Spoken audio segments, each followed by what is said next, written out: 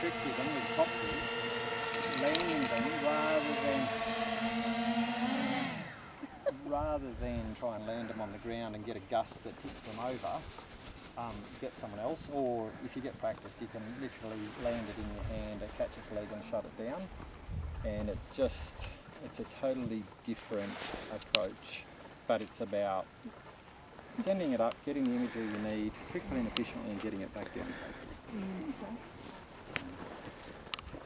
And I mean, it's got other features that are the cool factor. You know, if you're filming for videos where you want to use your footage, while you're filming, you have it like that. Yeah.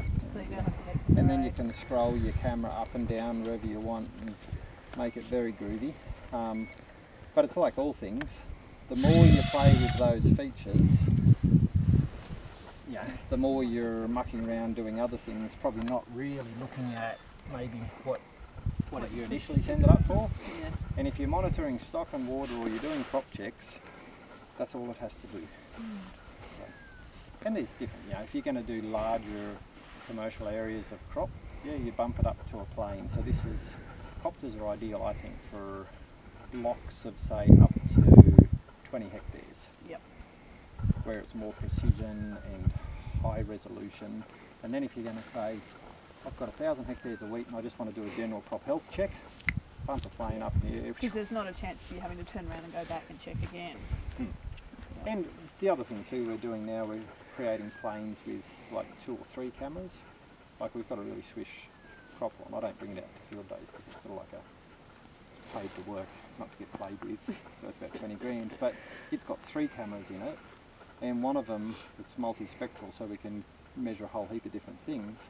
We can actually, if you've got potatoes, that's more like a South Australian job, you can fly it over a potato centre pivot, so normally they're 140 acres or something big, fly it over at 1 centimetre per pixel resolution, and it'll pick up plants that are showing early signs of potato blight, just off colour resolution. It's amazing. So it'll pick up your plant density, it'll pick up plant growth stage, it'll pick up plant moisture stress, it'll pick up your livestock movements. Seedling germination counts, it'll tell you, really? It'll say these are your counts, and that came out of southern Canada where they do a lot of corn, and they'll measure it 7 days after germination. So if you've got poor germinations, just go back and re-sow. It'll show you weed populations in cropping areas. Absolutely. If it's too wet to drive or ride bikes. We last year down, it's not really traditional cropping country, but in that valley between, where's the dog on the tucker box?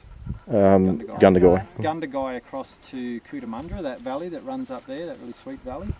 They had, I think it was barley that was just starting to ripen, too wet to get on, and flew, just that little one, flew it down over a heap of crop country, flew it for ages, and it's got warnings. It's like starting to get a low battery, and you're like, yeah, keep flying. And then it's like, it really started to get low, and then it's like, I'm coming home. It's like, okay, come home.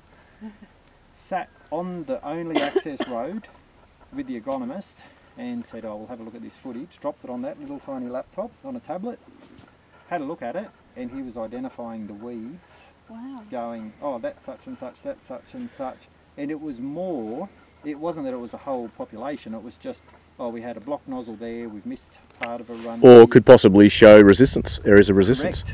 Correct. Which is something that yield mapping will do too, but these are much more visual. And the best thing about this is, yield mapping is at the end of the season. So it's like getting to the end of a race and going, did I give it everything? Could have I had a bit more? Did I push too hard early? Where these, if you put all of those layers together and then pair it with yield mapping, the first year you will make some decisions along the way based off what you generate, but it's when you compile all of that with a yield map and you then go through these conditions, where did we get? Second year you do it and it gets stronger, and what they're saying in America, where they're in their 3rd year now, they're saying they then, with 3 years of data, or production history, you then get a really powerful tool where you can put it up in the air, and even just off colour.